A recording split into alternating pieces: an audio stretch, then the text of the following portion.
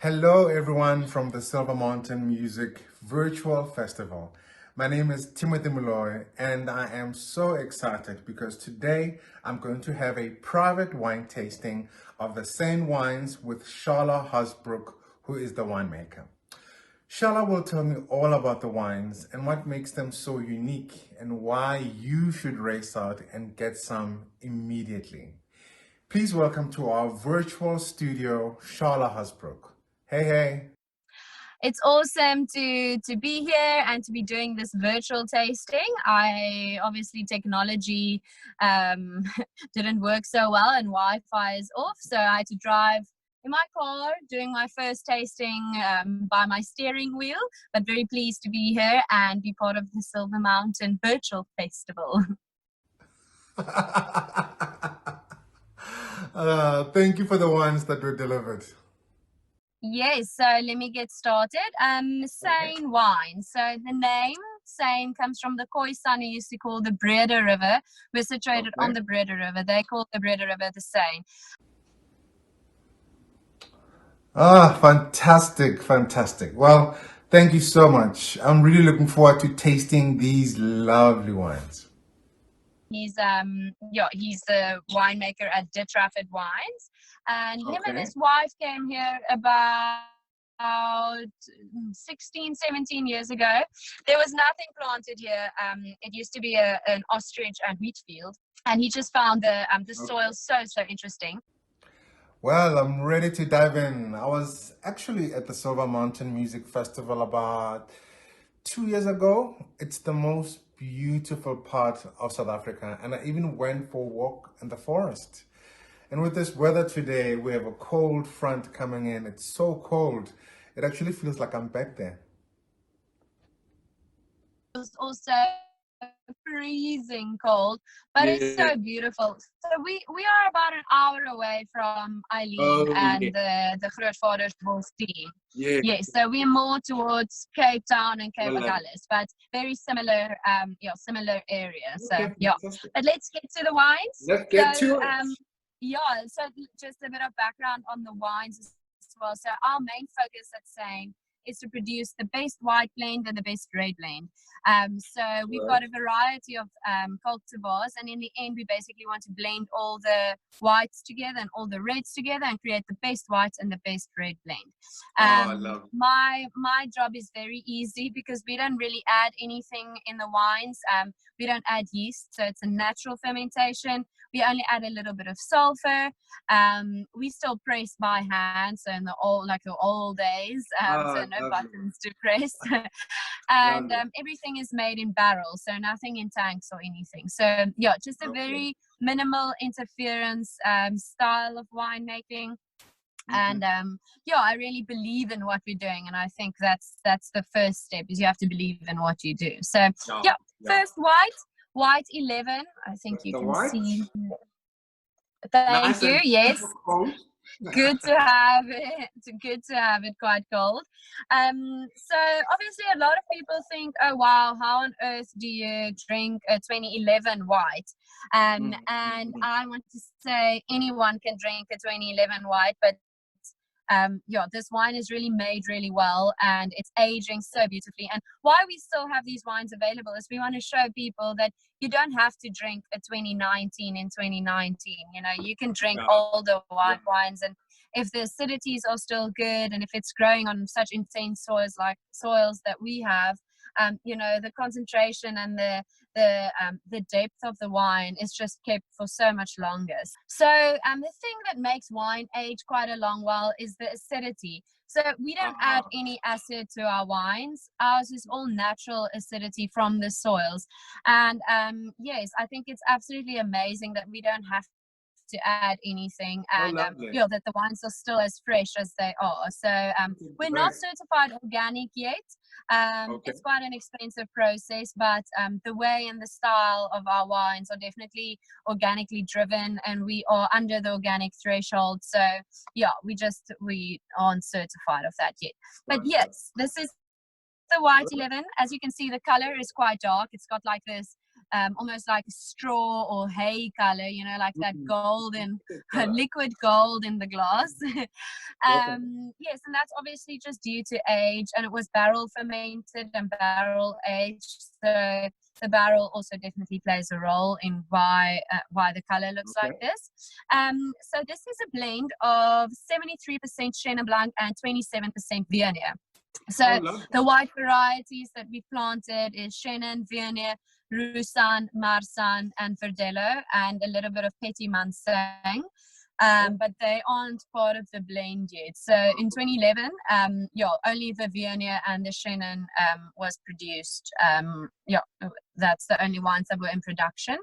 2011 was made in Stellenbosch, so they used to truck all the grapes from Malgas to Stellenbosch and make it there. And then in 2014, we built a cellar, and then we started making all the wines in Malgas.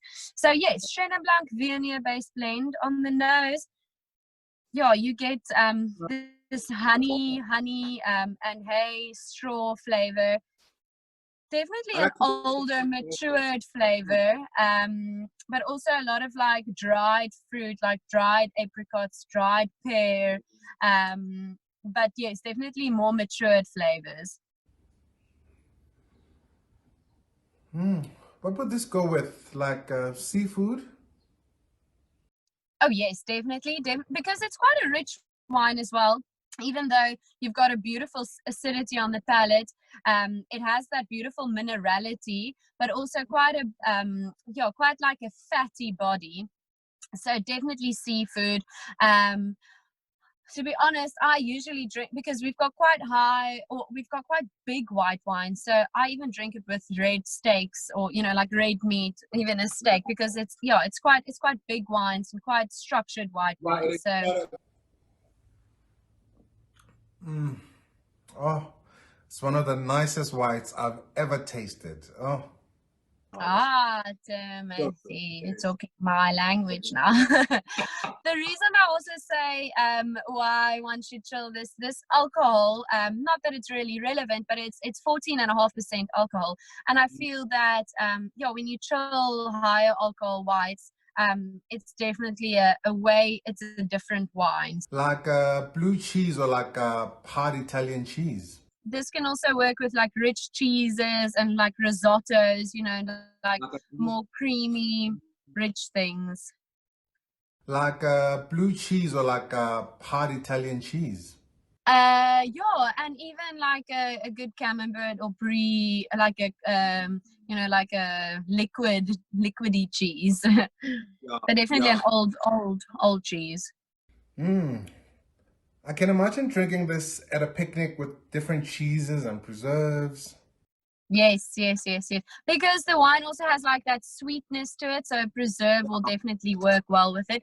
And something that I always love with our wines is you definitely pick up like a savory element as well, like almost like a licorice savoriness. And when we taste the red now, you'll also pick up there's quite a lot of like those drops, those black drops. It basically tastes like salt. Yeah, so I kind of get that in our wines as well, and I think anything savory, like like a meaty or a carpaccio, or like some nuts, that's salted nuts. I think that always works really well with it. It's divine. Thank you. Oh, this is an experience. Okay, do you want to move on to the grade? Any questions?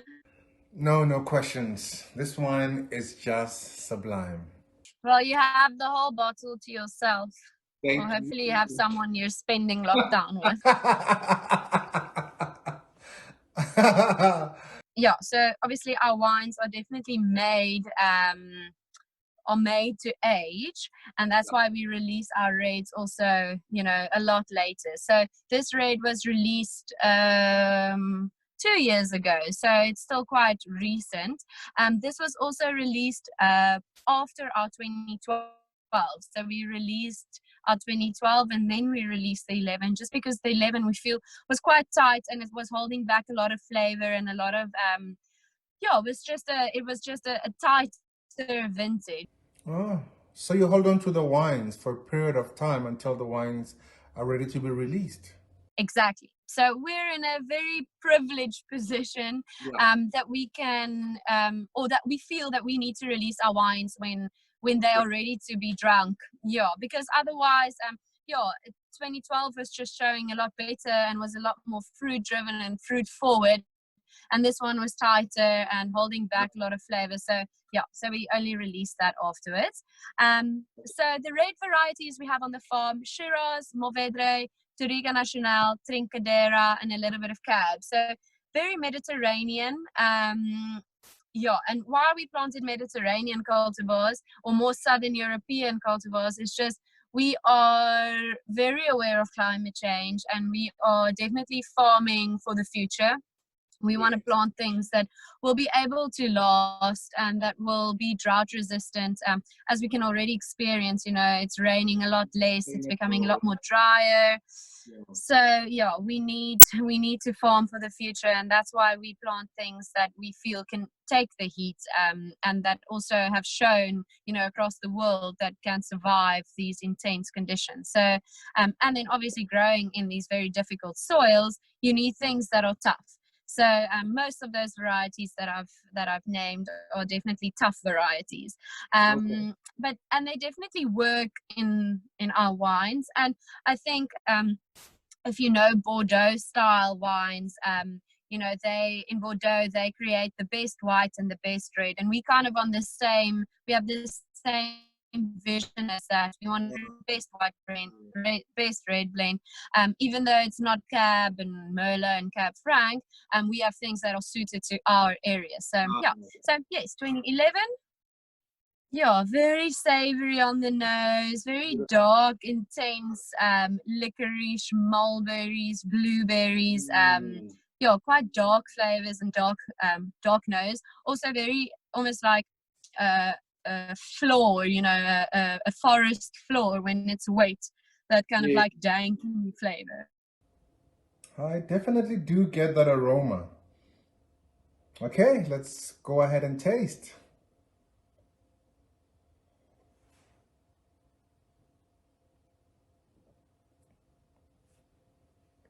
Yeah, so the tannin structure already quite aged. You can already feel, it's quite silky smooth, the tannins. Yeah, it's definitely got that bite to it as well. It's got the drier tannins that you definitely pick up on the palate. But it's got a very lengthy finish. You pick it up from the beginning, you get your fruit, then you get your darker fruits and your almost like pudding, I want to say, and then at the end it finishes off with like a dry, silky end. I so agree with everything you're saying. It's so luxurious, so smooth, and you can taste like those different layers. It's just sublime. I love the word luxurious. It sounds very suited to this wine. So I guess this would go well with stews and red meat dishes. Definitely. Yeah, like a hearty red stew, or you can add red wine to the stew, or tomatoey, that acidity of the tomato can really complement the dry mineral finish of the wine. I'm making goulash at the moment with all those tomatoes you're talking about for dinner tonight. So I'm looking forward to having this wine with us. The other thing I enjoy with this is, do you know bobotie?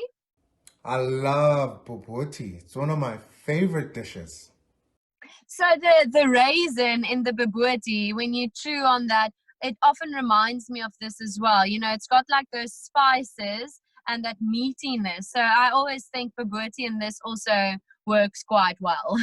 I like dry wine, but this has so many flavors that would match a bobotie. That fruitiness, it's got such a gorgeous fruity quality about it.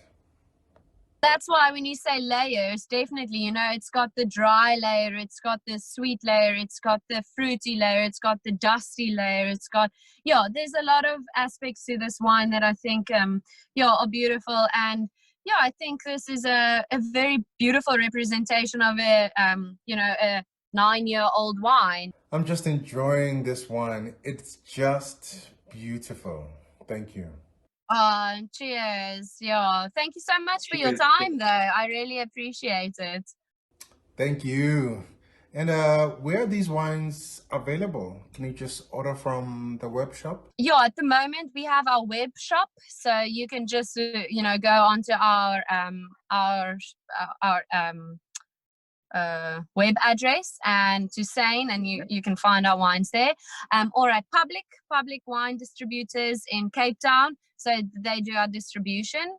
So between us, you can find it. Well, I would definitely recommend ordering these wines. They're just so stunning. I'm definitely going to be ordering some myself. This has just been a wonderful experience. Thank you so much for your time. I really appreciated this time with you learning about the wines.